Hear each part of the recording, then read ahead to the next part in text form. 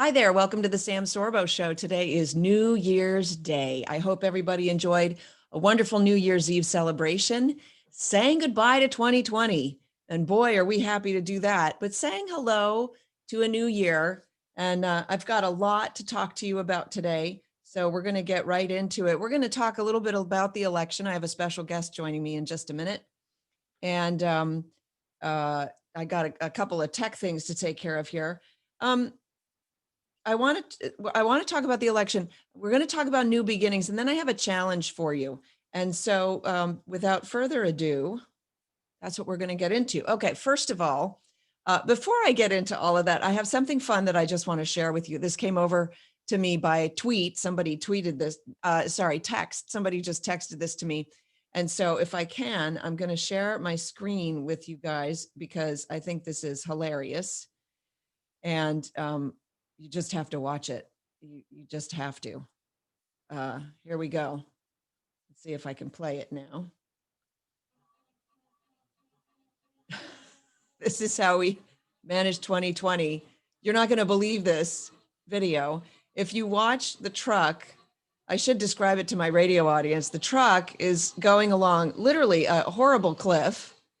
Next to some other trucks trying to pass them. This truck is literally loaded over with logs, and whoop, there it goes. It just, it's going to fall, and it doesn't fall, and it manages to get through, which I'm sorry. Doesn't it feel that way a little bit? It's been so amazing of a year. Let me adjust this a little bit, my mic a little bit closer. Okay, that might be better. All right, so I have a couple of things I just really want to talk to you about. First of all, there's a great big movement going on, going on in the country to get together in DC to wage an enormous protest. And I want to read you part of this one of these emails that I got. I've gotten several of them. Dear fellow Trumpers, patriots, and pro-lifers. This is a once in a lifetime trip to DC. I'm in West Palm Beach, and there's a whole group of people here who support the president and want to see safe and fair elections with no cheating. And it's so obvious that there's been cheating. It's so incredibly obvious. Well, first of all, we need look no further than the state governors who willy-nilly changed election law when they are not empowered to do so. Period. The fact that the Supreme Court refused to hear those challenges in itself is a travesty and a transgression against justice itself. And so there are a number of these. The bus leaving from what they call Trump Corner here at around 2 p.m. loaded with people, departing at 2:45 p.m. If you're late, you'll miss the bus. They're spending 15 hours to get up to DC. They're making a few bathroom stops, of course. They're going to get to DC at 6 a.m. on Wednesday. They're going to spend 9 hours on the grounds protesting and organizing for President Trump to support 4 more years of really probably certainly one of the best presidents this country has ever seen. The way that the economy took off under Trump, the things that he did for the minority communities. He's been an astonishing president. His presence on the world stage has been amazing. He got us out of the Paris Climate Accord, the TPP, the Trans-Pacific Partnership, which really was just human trafficking. And the inways that he's made in the human trafficking realm have been amazing. And so, of course, I support 4 more years for this president, but more importantly, I support fair elections. And I think that if they get away with it this time, and I believe that they've been cheating in elections for years. And in fact, I also think that the other side has cheated in the past, but not to the scale that we saw this election. No, absolutely not. Okay. And so they've organized several buses. They're saying, temperatures in DC in January might get really cold. So pack accordingly, dress accordingly. And it just looks like a rousing good time So if you have any inclination to go, I urge you to go to DC to support the president and to support fair elections. Okay, next. Okay, my most exciting news. My book finally came out. This is an advanced copy that I have. It's called Words for Warriors, Fight Back Against Crazy Socialists and the Toxic Liberal Left, written by me. That's me. I'm very excited about the book. Up top, we wrote what it means to be American. I think this is the greatest country in the. I don't even, you know what? One of my New Year's resolutions has to be to stop saying I think, unless I'm asked specifically what I think. And even so, I don't think I'll say I think, because clearly it's coming out of my mouth. It's what I'm thinking. So this book is basically my salvo, my second salvo maybe, to save the nation. And part of that means we have to take back the words that the left has sort of absconded with, and shame on them, and shame on us for allowing them to do that. I think words are our thoughts, and for them to be able to control our words and to tell us that a man is now a woman, and or even that a man is more of a woman than a woman is absurd. And so I've got the table of contents here. Very exciting. I've got my introduction. And by the way, the first line of the introduction, in the beginning was the Word. That's John 1:1. In the beginning was the Word. That's why I wrote this book. Oh, I'm going to get emotional. I'm very excited about this. And I tell a story in the introduction about sort of how it came to me, just how important the conversation is. I think I've gone over that with you guys in the past. And so I'll leave it there. But I urge you, please pick up a copy of my book. If you would like to offer to review it for me, then I will send you a copy. So all you need to do is email sam@samsorbo.com. That's my email, sam@samsorbo.com. Just email me and I will put you on the list and get you a copy of the book for free in exchange for you promising to write me a review. And it has to be a good review. I'm kidding, but it should be nice if you're getting the book. All right. So we'll leave that there. Next on my list, because I've got so much to get through before my guest jumps in on the call. This happened and I just had to share this with you. And I almost want to apologize, but I think it's I think it's a good thing, first of all, that we have realized the extent to which the left will play games and cheat. Okay. And this election and the election of Donald Trump just from 2016 on has proven that to us. And so the question is, when are we going to exercise our righteous anger? And when are we going to understand that we are not fighting with friends? This isn't an argument. The argument is long. We are long past the argument. They believe in cheating. And by the way, all of the Democrats out there who are like, there are a number of naive ones, but most of them understand there have been some shenanigans. They don't care. And that says a lot about them. And so sort of along those lines, I came up with a litmus test for doctors. Now, I'm new here in West Palm Beach. I need a doctor. And so I got the name of a doctor. He came very highly recommended. And I thought, okay, I'll give him a call, and made an appointment. And then I heard something from someone that it's a little bit, I don't know, it made me question. And I thought, you know what? I didn't apply the litmus test that I had come up with, and I probably should. So I called the office and I said, I just have a question for the doctor before I come in to see him. And the receptionist said, sure, what is it? And I said, is he pro-life? And she got flummoxed and she was like, well, that's an odd question. I've never gotten that question. Let me, I'll go ask him. I said, excellent. I'll wait. So I waited. And then some administrator person got on the phone, the office manager say, and she said to me, yes, I understand you have a question for the doctor. And I said, yes. So already she was playing games because she knew the question, obviously, or she wouldn't have picked up right? There's just, anyway. But okay, let's give her the grace that she didn't know the question at all. Why she would pick up the phone and not just tell the nurse to answer the question, right? Anyway, I said, yes, I'm wondering if the doctor is pro-life. She said, why are you asking? Oh, is something going on? Why are you asking that? As if there's only one way to justify that question, which is sort of, okay, I get it. People are, politics and everything. Oh, I said, no, I'm curious what his stance is. It's important to me. She said, why? That's a political question. And I said, no, it's not actually. It's a health question. She got so upset. She did. She got very irate.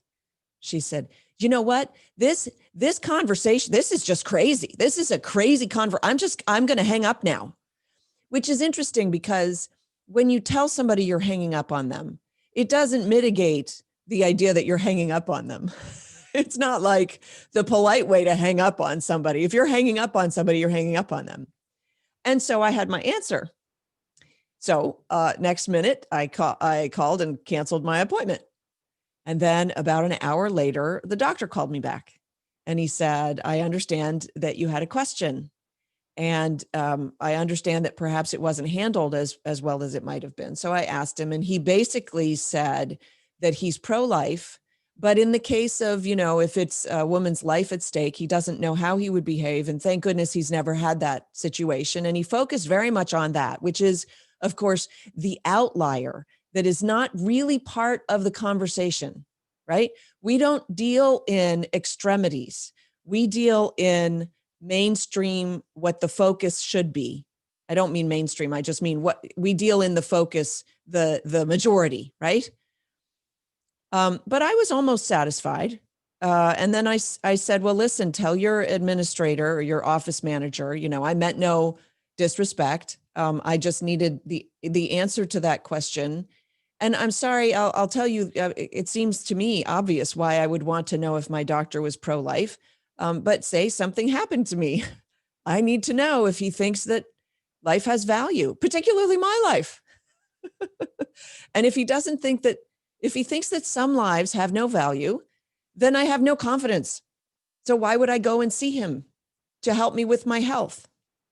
It's really quite simple. It's astonishing to me that we don't think this way already. But regardless, he said to me, yeah, I'm not going to have that conversation with her. I don't need the hassle. So, we'll just pretend that this conversation between you and me never happened. That's what the doctor said to me.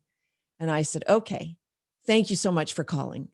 And I got off the phone, even though he offered to reinstate my appointment and he wanted me to come in. And he actually called me the following day and said, you could come in today because she's not here.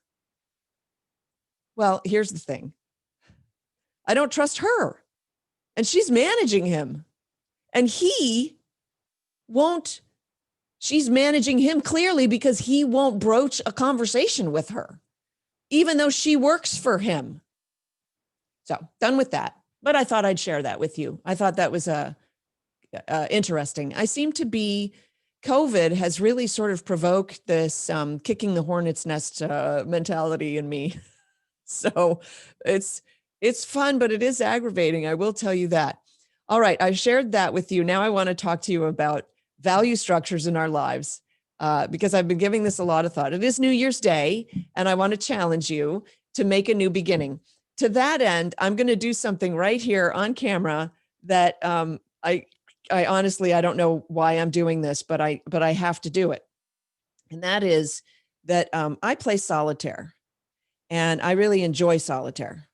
There it is on my phone. I have other games that I never, ever look at. But solitaire is something that it's 2 to 3 minutes. It's really fast. It's organizational. And yet I have decided that it is a tremendous distraction to me. And for that reason, I'm deleting it right now. Oh my gosh, I'm going to delete the app. There we go. Delete solitaire, delete it. And there go all of my all of my wins, all of my data, everything's gone. And I feel so much better because the solitaire app really had kind of a hold on me. And it's not that it would call to me and I'd have to go play. It's that when I started to play, just sort of on a whim, I would, oh, I'm bored or whatever. I'd start to play, but then I couldn't stop. I'd keep playing and I'd keep playing. And even though I had to get up and go, do the dishes or whatever, I'd just keep playing. And so it was like a vacuum. It was like sucking me in. So that's gone. So that's how I'm starting my new year. The other way I start my new year is I go and I unsubscribe to a bunch of the things that have just managed to put me on their mailing list, and I just don't need all the emails. That's my other thing. But the last thing is I set goals. And so I want to encourage you all to set some goals. Why? Because without goals, we don't have purpose. And without purpose, we devolve into nihilism. And nihilism can be disastrous, but goals can be very helpful. And so I encourage you to set some goals. Now, I want to talk to you about goals. First of all, goals should be lofty. You should set lofty, unattainable goals. You should set goals of something that is sort of seemingly just beyond your reach. So maybe if you're, 50, maybe not getting a gold medal in the Olympics. Although Eddie the Eagle went and literally against all odds, won a medal in the Olympics. But set a lofty goal. Like, well, okay, I can't think of any. My goal is to change the way we look at education in the United States, to change our view of education, change the very definition of the word, because the definition for education in the United States has changed. And I would say it's been perverted in our minds. Okay. We haven't changed it on the books yet, but in our minds, we don't know what education is. So that's my goal. It's a very lofty goal, because how am I going to do that? But that's not the problem. The problem isn't to set a goal that's just completely unreasonable. Come on, that's just crazy. The problem is now figuring out how to get it done. And that's the American mentality, is this idea that we can do stuff that it really is beyond our purview. It's the way that this country was founded. Our founders set the goal of disentangling us and setting us free from the British monarchy. That's absurd. They couldn't possibly do that. That's ridiculous. Take on the greatest military force in the world at that point, the greatest navy in the world. Are you kidding me? That we were already, in a sense, invaded. They were already here. We were going to take them on. And yet we did, because they set a lofty, lofty goal. And then they set about to getting it done. And so how do we get our goals done? I have here, set a meta goal. Meta is like meta key. It's like the overarching, it's the umbrella sort of goal, right? Meta actually means after or beyond. And so it identifies itself as its category in a sense. So my goal is change education. Whoa, are you kidding me? But no, yes, that's my goal. Say it as a dream. If your goal is to write the great American novel, okay, let's get her done now. That's your goal. Write it down. Put a Post-it on your mirror so you see it every day. There's your overarching goal. There's your meta goal. There's your dream goal. Now, sit down and take some time to think about how to get that done. And I want you to banish the words, I don't know. Just banish them. If you say them, slap yourself. I don't know is a conversation stopper, and it adds nothing. Okay. So next, we're going to talk about layered, how you layer your approaches to your goal, because your goal comes in layers. I can't just flip a switch and then, oh, I've changed education for America. And in fact, I shouldn't be able to do that. That's not a good goal. If I can do it in one fell swoop, that's ridiculous. That's not how you get it done. And so my layers are, I speak, I do my podcast, my vodcast. I've just started holding online webinars. They're basically webinars called Homeschool Help, where I'm helping families understand and attack how they get homeschool done by just answering their questions. And everybody's invited. Right now, they're for free. My next one is on Monday, and then I'm going to have to mix it up a little bit because I'm traveling. But on Monday, you're invited at noon Eastern. And if you just go, I'll put it in the description for the vodcast, and you can join us for free, just because people have questions.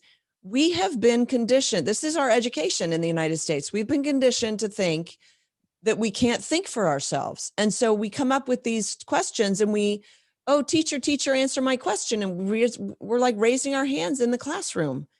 So I'm happy to answer questions, but my real job is to empower the parents, to empower them to understand they already have the authority and they already have the know-how. Because why? Because they've learned. So they know how to learn. And all you need to do is teach your kid how to learn. And by the way, it kind of comes naturally. So it's sort of like you just have to walk through life with your children, and they will and you'll get the job done. Okay, so you layer and you choose direction.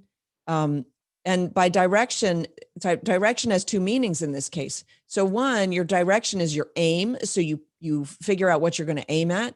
And then it also means action. It's got two meanings.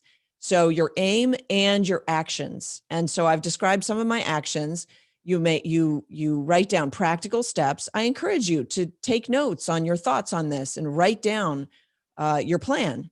And by the way, the greatest thing about a plan is you can change it. So just write it down, even if it seems a little weird. I'm going to go talk at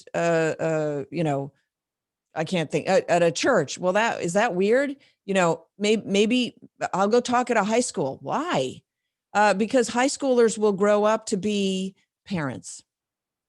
So it's weird, but maybe actually that's not a bad idea. So make a list and start looking at the practical steps that you can take to make your dream, your goal come true. If you're writing the great American novel, then you got to start with what's your idea. Make a list of your characters, start with the plot, make an outline, and also set yourself little goals like I'm going to write 1,000 words every morning. And I want to talk to you about that. Also, one way for us to achieve goals is to be organized about them. And the way we organize them is we make lists, and we make small goals that we can check off our lists. And the reason that we do that is twofold. One, it's organized in our minds, but two, when you check things off your list, you get a little boost of serotonin because you've accomplished something. And one thing that I find very, very helpful that I want to share with you is wake up early. Get up earlier than you would and work a little bit towards your goal. Also, before you go to bed, plan your day for the next day. Because when you do that, you get excited about what you can accomplish the next day, and you get out of bed better, and then you take on the day better. And so it's sort of a cyclical. It's a circle. It's a good circle, not a vicious circle. Get up earlier than your day commences. I tend to do that, and I stay in bed and I work on my phone, or I grab my computer and I work on my computer before I get out of bed. And then by the time I get out of bed, I'm like, wow, I got that stuff done already. So yay. I planned my radio show this morning from about 4:30 to about 6 o'clock. And then and 6 o'clock is when I get out of bed. So that's how I work, because in that case, I woke up extra early. Why do we do this? We do it because we are demonstrating to ourselves that we value ourselves. That's an important thing to do, and to teach your kids, by the way, is how they should be valuing themselves and their contribution to our society.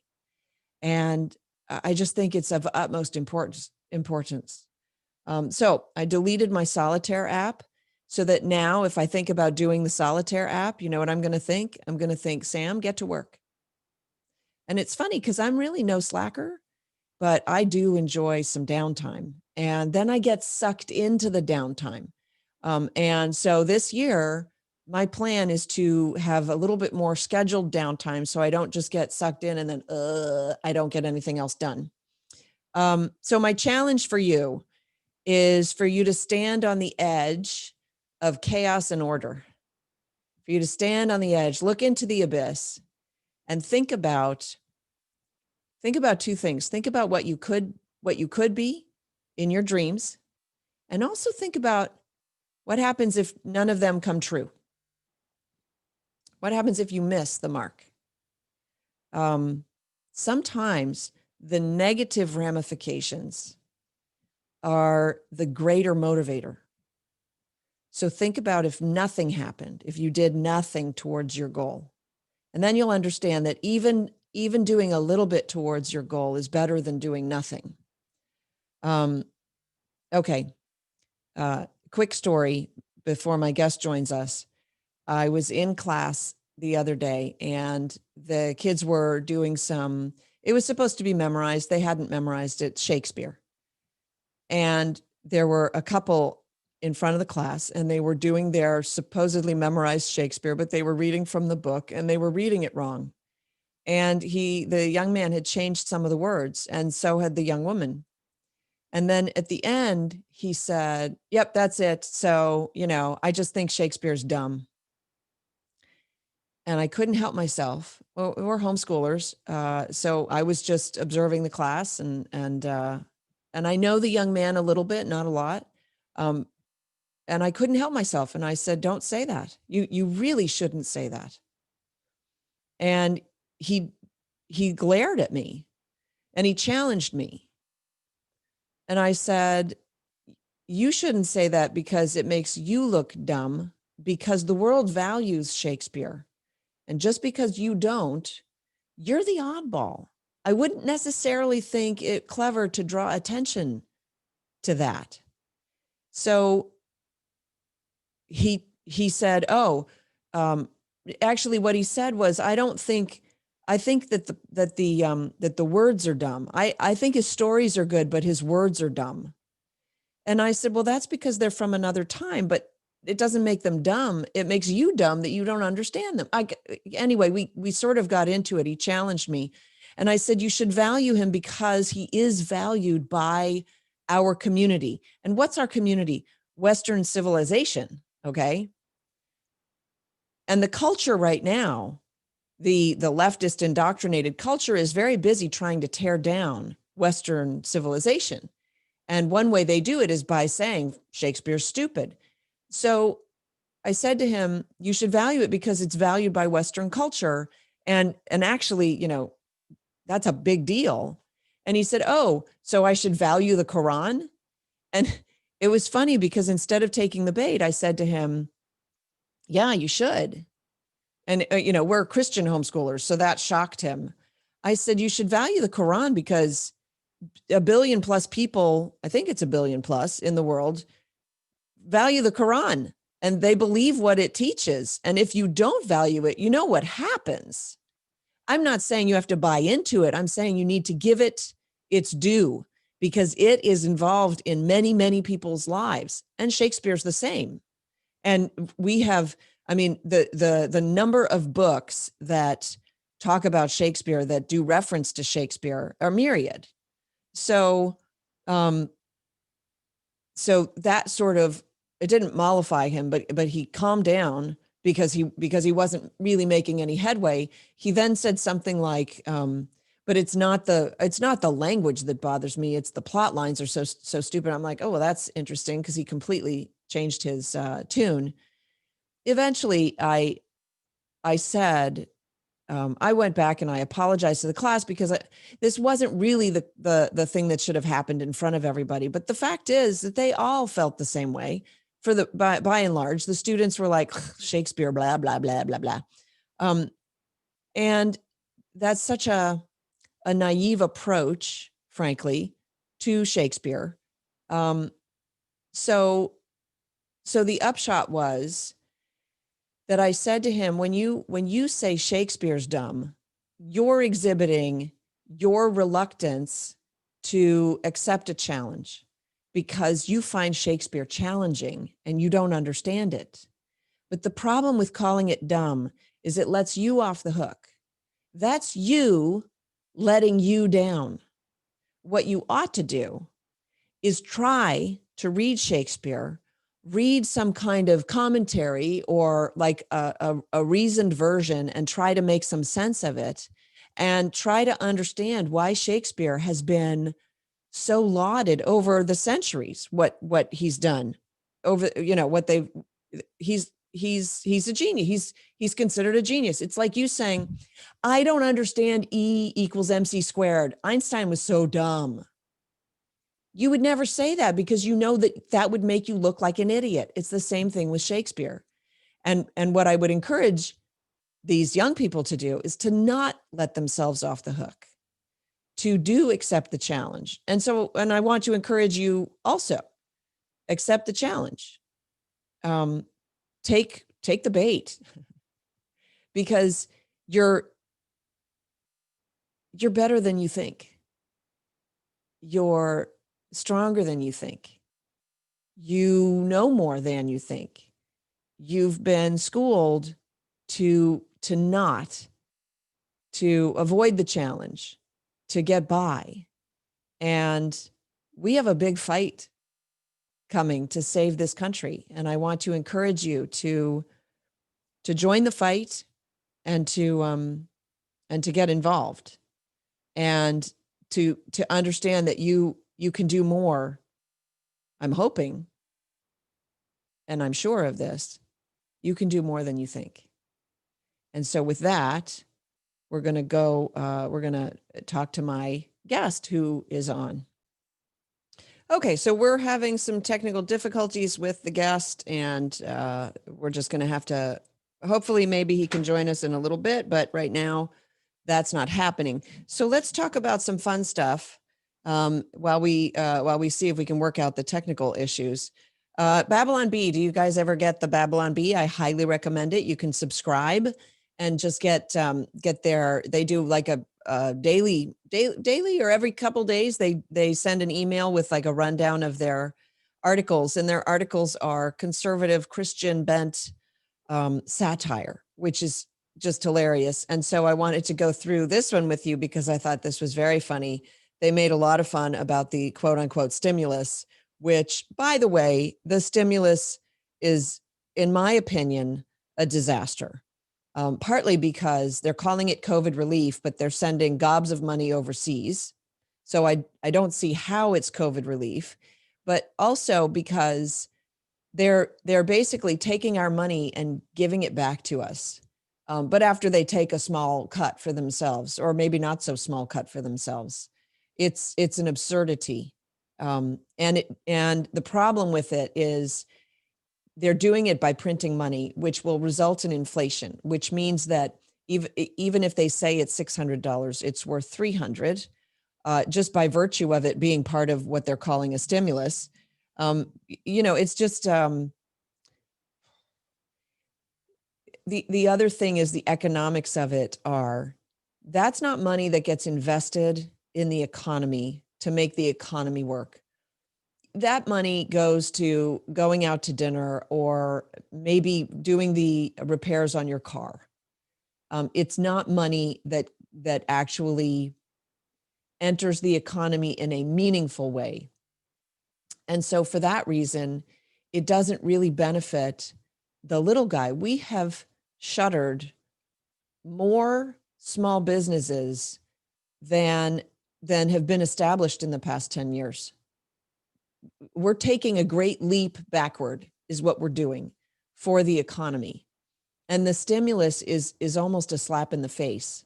If you wanted to stimulate the economy, open it back up. That would stimulate the economy.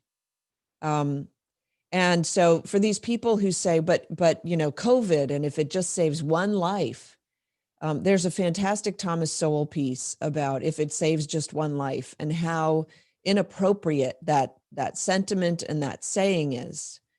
We're not trying to save just one life. We're trying to save the nation and the world along with it. We're trying to save freedom.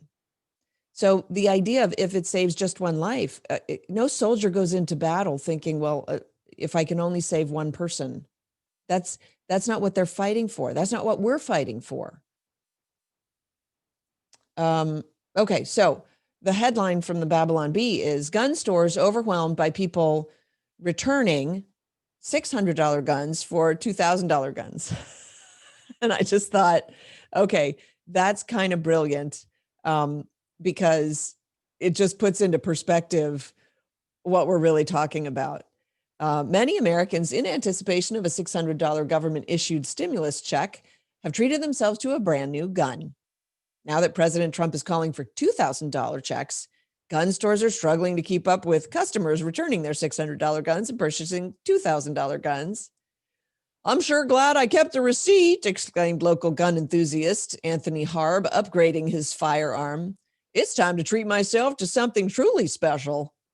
The bill was originally intended to provide relief for those out of work and affected by the ongoing pandemic, but after the U.S. paid hundreds of millions of dollars to other countries, $2,000 per American was all that was left. And it's funny because it's not what's left. It's just what they're willing to print this go around. That's the hidden, the more dark humor in this article. Since $2,000 is not enough to cover 8 months of rent or other necessities, many Americans have decided one thing they can't afford is protection from the bloated and power-hungry federal government. Several gun stores across the country have already issued statements that they are sold out of all guns at the $2,000 price point. Bud's Gun Shop and Range in Tennessee has even called for no returns on $600 guns, suggesting customers buy multiple guns instead. We may not know what the future holds, but at least now I won't have to face it without my Daniel Defense M4V11, added Mr. Harb at checkout.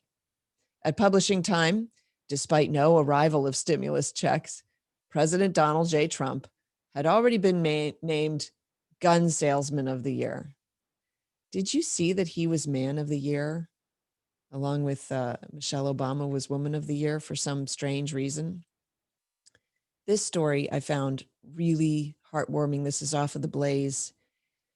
So in Ohio, at a cemetery, somebody witnessed a young 3-year-old boy being dropped off and left. He had no shoes on.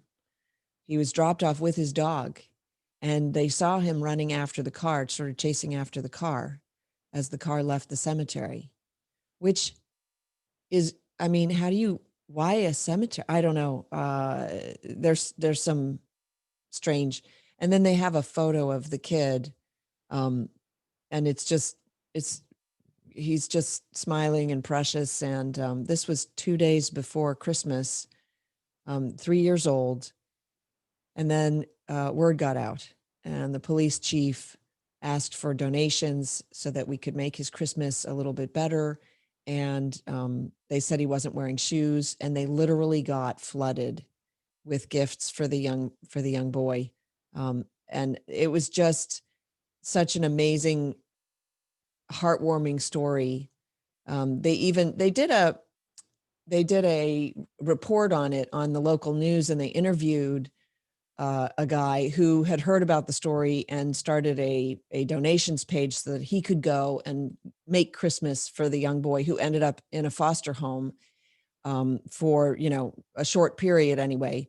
And his story was that he, as a young boy, was in a foster home. So he wanted to help this little boy. And I think he said something like he wanted to help his, to help sort of cover up the terrible memory of just being left in a cemetery.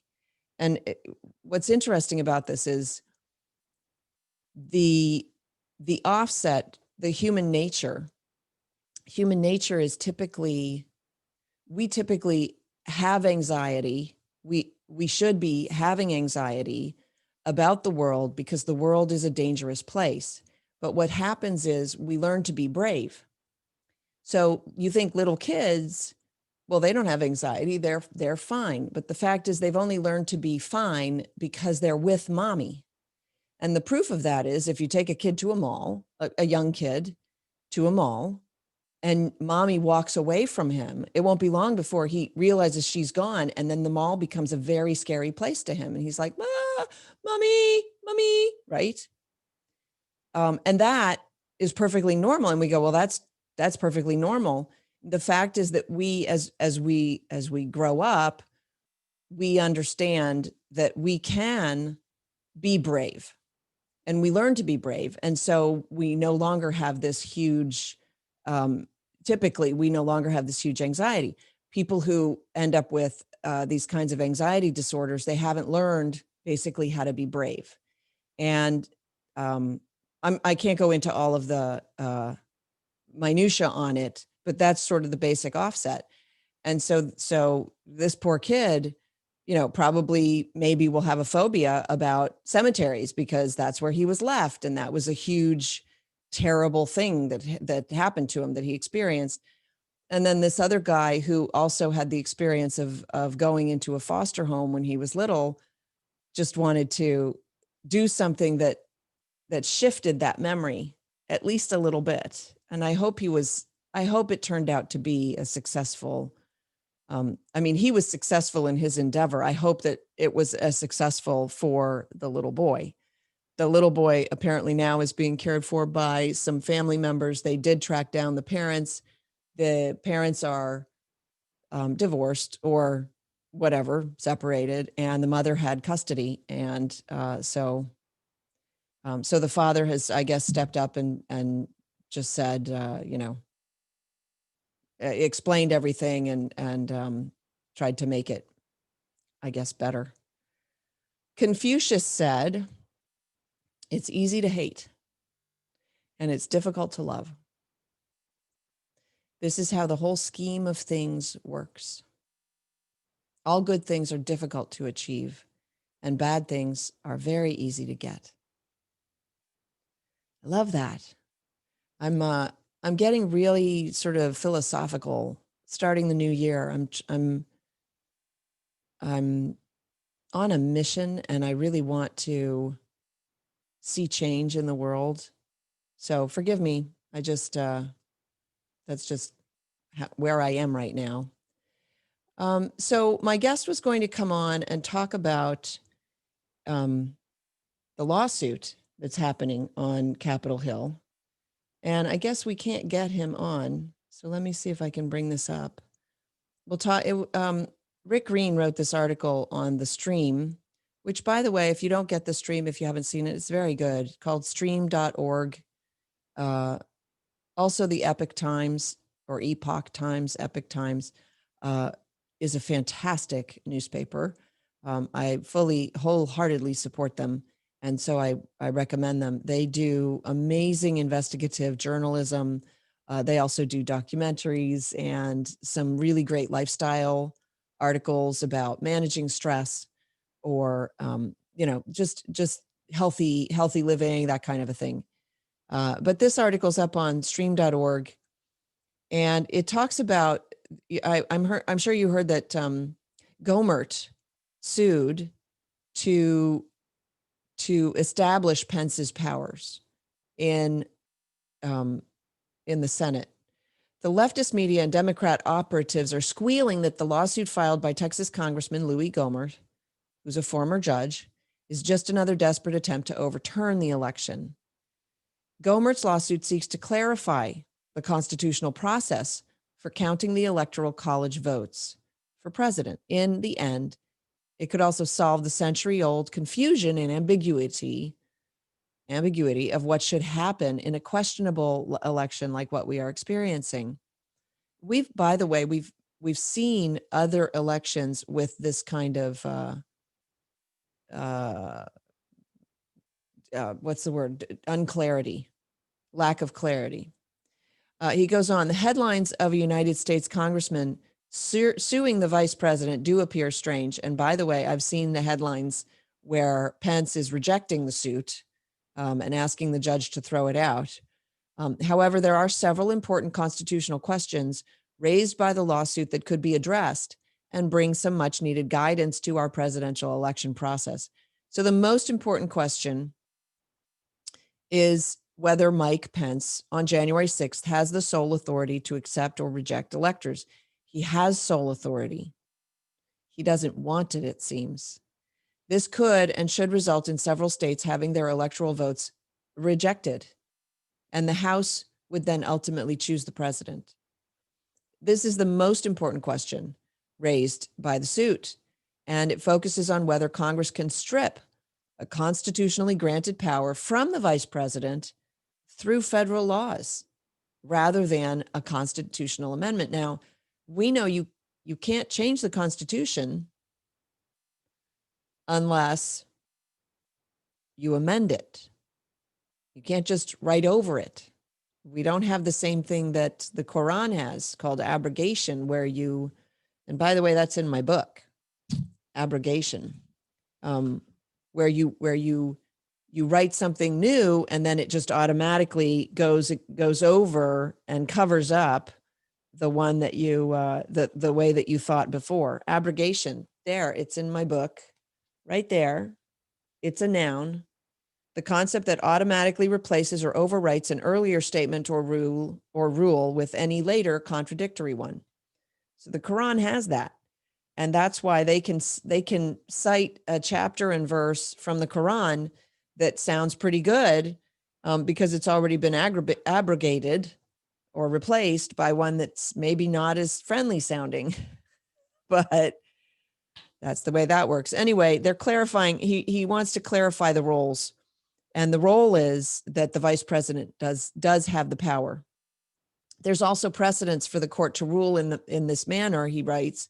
Al Gore, Richard Nixon, and Thomas Jefferson are examples of vice presidents serving as the president of the Senate and unilaterally deciding to accept or reject electoral votes, while also unilaterally deciding whether or not to acknowledge objections from members of Congress. And by the way, there's a whole bunch of members of Congress now that are going on record saying that they will object to either the electors or the results from the various states. Vice President Pence should have the right to exercise this same constitutional authority. So there's precedence for it, and yet they don't want him to have it.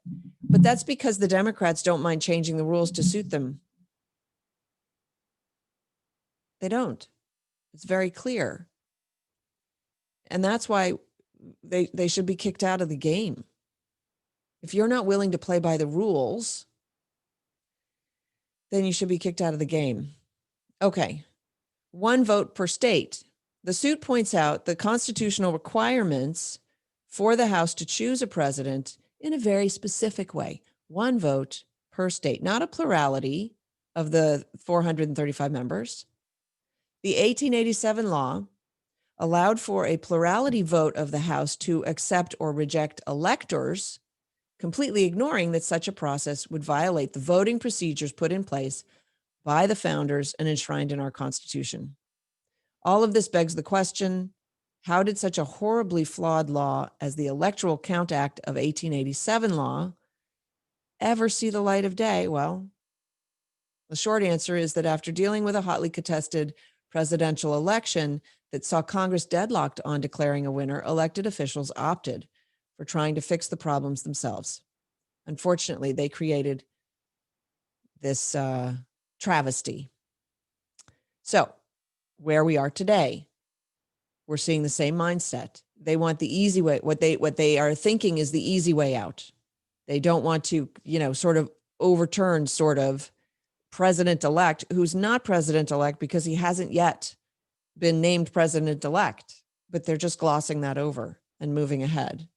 The courts have failed miserably throughout the year by opting for expediency and partisan rulings rather than the more difficult task of upholding the rule of law and the Constitution. And it looks like my guest just joined me, which is interesting.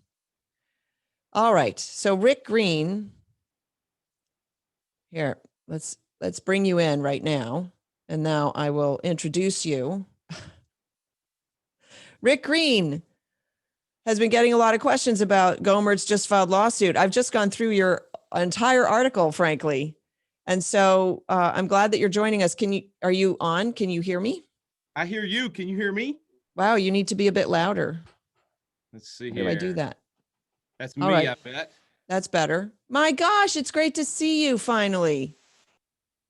I'm sorry about whatever technical issues were happening, but it's great to have you here. I just went through I went through your article. I read a good deal of it. But tell us, let's talk about the move that Gomer is making. It is quite bold and it's bringing a lot of attention. Pence has asked the court to throw it out. So why don't we start there? Yeah.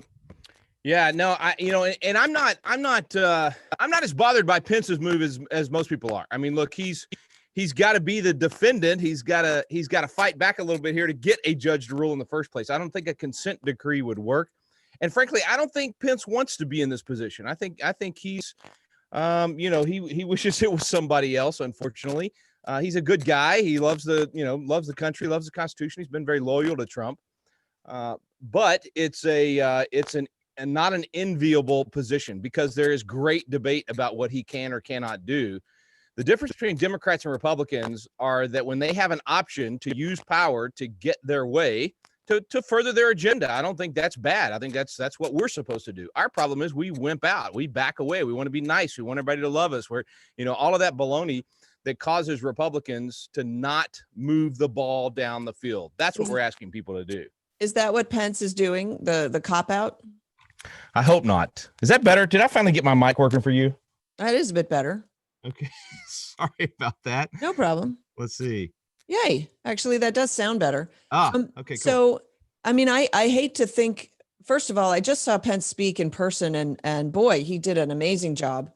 I hate to think that he's thinking that he can take the easy way out and not be either the most beloved and the most hated man in the history of the United States, right? Because that's what he's facing, right? Yeah, no doubt about it. No doubt about it. But listen, here's the thing. I mean, it is a controversial, question about whether or not he has the power to do it. And when I say that, I mean, that's not a new controversy. I was literally reading the journal from 1821 yesterday, and they had a knockdown drag out. I mean, they almost had a brawl in the Senate and the House during the joint session. They had to yell and scream to stop people from finally going crazy and literally left the chamber because there was such a controversy over whether the vice president had power to reject ballots or the House and Senate had that power. And then just a few years later, they fought about it again. There's even places in the journal where the House comes back from their separate session and says, we have determined that neither the House or the Senate has any power under the 12th Amendment to reject ballots or accept ballots. We still question whether or not the vice president does, or it's only up to the states, and we don't know what to do when two sets of, so this is an old controversy. It's why they tried to solve it with that 1887 law that I agree with Gomer is completely unconstitutional. It strips the vice president of all power and spreads it out to the House and Senate, something you can't do with a federal law. You need a constitutional amendment to do that. We would not let the Congress pass a law to end the pardon that the president gets to do. That's a constitutional power that's been given to the president. You'd have to have a constitutional amendment to take it away. Same with, appointing justices or any other presidential power. So the idea that you could use a federal law to change what the vice president can do or create new power for the House and Senate, or this is the best part to me, it's a little golden nugget in his lawsuit, to say that we're going to let the House vote by plurality to determine president of the United States, when the 12th Amendment is very clear on that point. The House has to vote by state when it's choosing the president of the United States. So why would we not require them to vote by state if they're choosing whether to accept or reject a slate of electors? I think that's a really cool golden nugget in the lawsuit. Whether the court will rule on that. What I don't like about Pence's response, it's not even really Pence's response, it's DOJ's response. We don't know how involved he was in that, but they're in the response, they're again going to the technicalities. I mean, Sam, the court has failed us throughout 2020. They let the COVID fascism go on and on and on.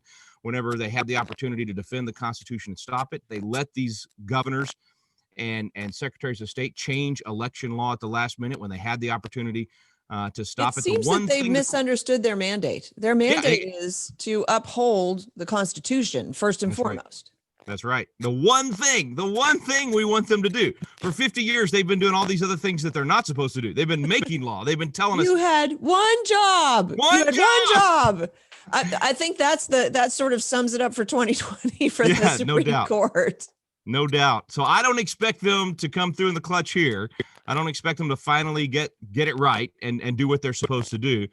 But the fact that they do it on all these technicalities, throwing out the Texas suit on standing whenever the courts have been involved in election law at the state level for 50 years. They've stuck their nose in and told states what they could or couldn't do, even this year at lower court levels. And to now say, oh, no, we can't go there when they've been there. They've been living there, and they've been creating the problem, not allowing voter ID, forcing all these different things. So I heard that they actually didn't have that it was actually proper that Texas didn't have standing and that they were finally behaving properly by throwing out or by refusing to hear that suit. Yeah. But it was maybe positioning them to not get involved this go around on January 6th. Am I wrong?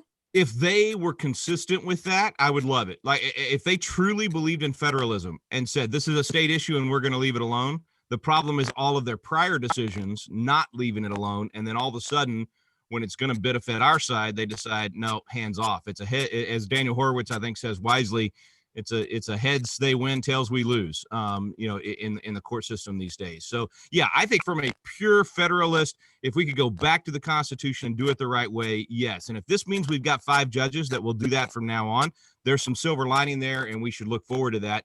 That could be very good. I'm not confident that's the case. Yeah, I kind of think, you said, oh, if we've got 5 judges, I don't think we have 5 judges. I agree.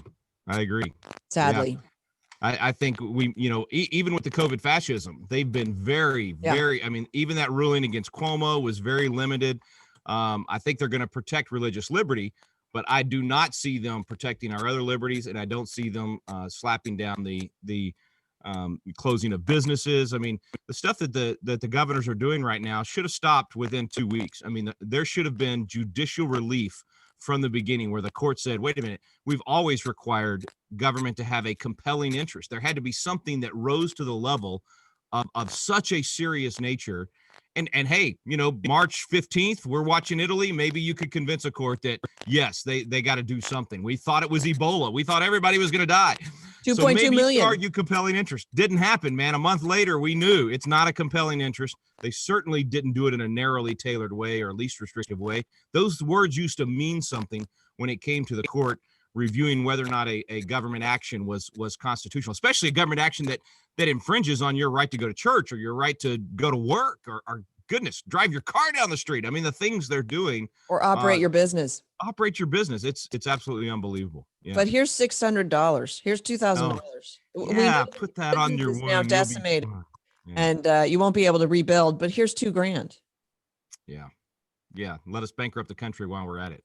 What's going to, so walk me through just quickly, what's going to happen on January 6th? What are the different things that are going to happen? And then, in our heads, let's do like a flow chart of a waterfall of the different steps that are going to happen. You're thinking exactly right. Cause it's like that. It's, there's so many paths they could go down and then so many branches that flow off from each of those paths. So let's say first, what I think is probably the most likely thing, which is not much, that they will have their objections. They'll try to follow the 8. So let's put it this way. If Pence does what Louis Gohmert's asking for in the lawsuit, if a court actually rules, if that judge rules on Monday, like I would love to see him rule, and Pence is able to take that in his hip pocket and set up there on Wednesday and actually follow what Gohmert's suggesting, he could do what Jefferson did, what Richard Nixon did, what Al Gore did. He could unilaterally decide which ballots to accept or reject, and even do so over the objections of members of the House and Senate and ignore their objections. That has been done. He has that ability to do that. Yes, there'll be wailing and gnashing of teeth. Yes, there'll be lawsuits afterwards, but that's all been done in the past. So he could do that. I would love it if he did that. I would actually love it if he started off when Arizona comes before him. He says, okay, wait a minute. I've been watching the hearings on Zoom, and I know that there's major problems in Arizona. I can't decide which slate of electors to accept until I have more evidence. So I'm going to bring in testimony, and he turns it into a hearing with the House and Senate sitting there. And they spend 2 or 3 days hearing from each of those states where there's multiple sets of electors. He could do that. And then the American Right. So people. sorry, just to recap briefly, Arizona is sending both Republican electors and Democrat electors. I'm so glad you stopped me there. Exactly right. So some of these states, seven of them. Pennsylvania is too. Yeah. Right. Seven of them. Pennsylvania is the cleanest one. Or cleanest one. It's the dirtiest one, but it's the easiest one to be able to tell. Even if you don't prove the fraud, which is pretty easily provable, but even if you don't prove the fraud, just the fact that the governor and the Secretary of State and the state Supreme Court together created this scheme, is the only way I know to say it, to benefit their side, to treat certain voters in their state one way and other voters in their state another way. I mean, just those things. They violated the law. They violated the Constitution. They went around the legislature. All of those things. You could throw out Pennsylvania just based on that. And that also applies to Georgia, to Wisconsin, and Michigan. So that's 4 states. Right. To be clear, they violated the Constitution because they themselves changed election law, and they are not constitutionally authorized to do so. Exactly right. Only the legislature has the power to do the elections. Now, there is some congressional power. There's a comma there that gives Congress the ability to make changes, which is why we have one election day that Congress sets. But all the rules, how you vote, all of those things, totally in the hands of the state legislature. The governor has no say. The state Supreme Court has no say. The Secretary of State has no say. And there's a reason for that. There's a reason that it was devised that way. But the Democrats have said, you know what? We don't care about the reason. We're going to play a soccer game. We understand that the umpire's over there, that there's a rule book. We're going to throw the rule book out. We're going to disregard the umpire.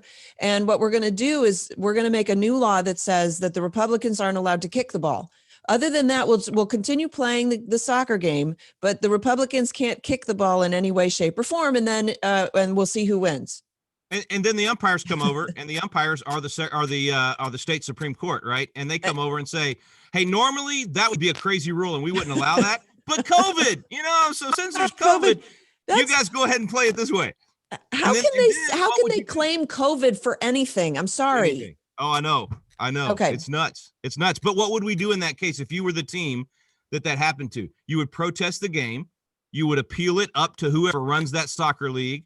I'm a baseball guy, so I have no idea how soccer works. In baseball, you would appeal that up to the league president of the American League if you're playing over there, or the league president of the National League, or up to the commissioner of baseball. They'd get out the rule book, and they'd say the umpires got it wrong, so the state Supreme Court got it wrong. That first base coach that told you could walk over to second base in the middle of the game and not be tagged out or whatever, that's wrong. And so therefore we're going to overrule that, and that game's not going to count, or we're going to find it in the favor of the team that was ruled against. That's what the Supreme Court was supposed to do here. They were the ones we were supposed to appeal to, or you could argue that was the legislature that was supposed to do that.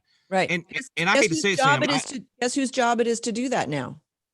The vice president. Well, him and then us, right? It's our job after that over the next 2 years.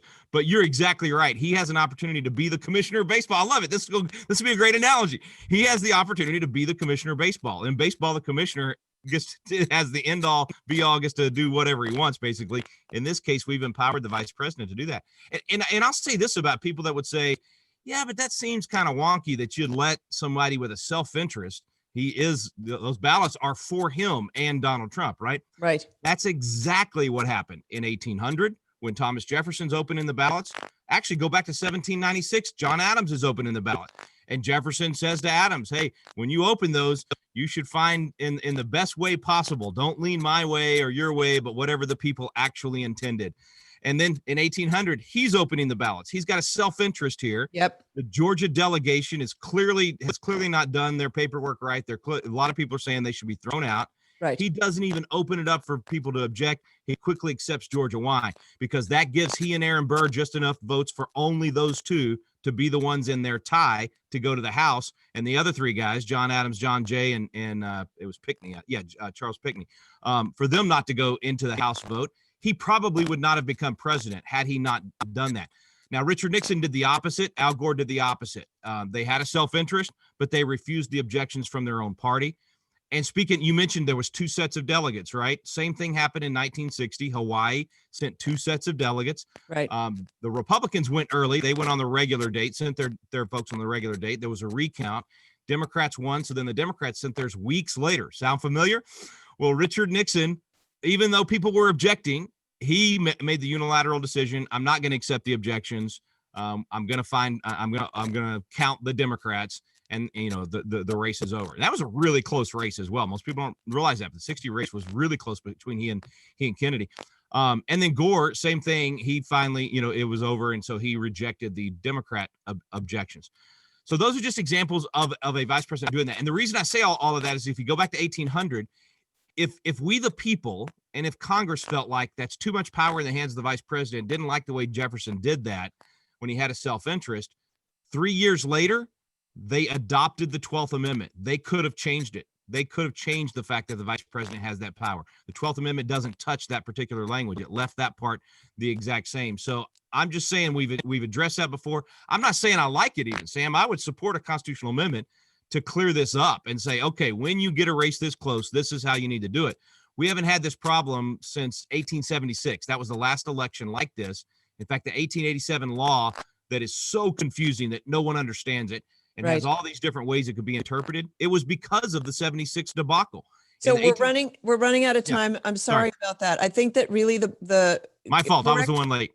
Correct me if I'm wrong. I think that what we need is for Vice President Pence to either make the decision on the electors, but if he's unwilling to do that because of the seeming impropriety of him making that decision, then it simply goes to the House for a vote. Each state gets one vote, and that's the end of the story, correct? It should be. I think the House is going to try to vote by plurality out of the 435 members. So they'll have a slim Democrat majority, and therefore they'll accept the Democrat votes. And so let's say Pence does not use the power that we're saying he has, that the Constitution says he has, that Lou Gohmert says he has. And so they do it under the 1887 law as best they can. Then that would mean objections from the House, objections from the Senate. Supposedly there's 140 Republicans going to object on the House side, at least Josh Hawley on the Senate side. I think there'll be more. Right. So when they object, the senators will recess and they'll go back across the rotunda to the Senate side. They'll debate it. The House will stay in session. They'll debate it, and they'll have to decide whether to accept or reject and then come back together. No one really knows what happens if they split because that law is so confusing.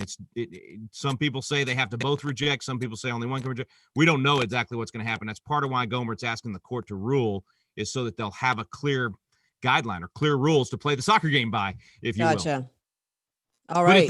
But if the House votes by state, Donald Trump will be president again. If the House votes by individuals, 435, Joe Biden will be president again. And the 12th Amendment only talks about voting by state. It doesn't allow for voting by individuals. Right. So the hope is that they do the right thing, basically. And that is that they vote by state, because if they vote by individual, which of course is what the Democrats will push for, and if they decide to bring it to a vote, then the Democrats will win that vote. Then the Democrats will be pushing for that, and then Trump loses. And the problem that I have with all of this is it is so clear that Trump did not lose the election. It is so absolutely infinitely clear that the Democrats cheated to put us in the chaos that we are in, and that we are in the chaos that the Democrats create by virtue of their desire to destroy Western civilization. I mean, it just is. It's astonishing how successful they are being. It's exactly what you said months ago on my radio program, where you talked about this is this is Marxism. I mean, this is a plan to create chaos. It goes all the way back to Marx. He wanted them to do exactly what they're doing now. And you're right. It's so sad that they've been so successful in doing that, and that our side is willing to lay down so easily. Now, when I say our side, I mean spineless politicians, people like you and me. But the spineless politicians are willing to compromise, and you've got the Hegelian dialect, and they just very slowly move the field, and they move the field. I'm pretty sure you're just playing in the swamp, and you're at a disadvantage because they're swamp creatures. Okay. But the good news is that there's 80 million of us out here that are tired of that. And it's more than that. It's trust me, it's more than that, because I know for a fact that the votes were switched, not just taken away. Exactly. Or denied. I think he got 85 to 90. I mean, they were switched. And our people are motivated, Sam. I mean, they're signing up left and right to do Constitution classes. They're actually getting together and running for school board and city council. And that's what we've got to do. We've got to get back to the local level. We can't hang our hat on just president or governor. We've got to do the And hard with work. that, let's give you a quick plug. It's the Patriot Academy, and my guest is Rick Green. And I want to thank you so much for jumping on with me.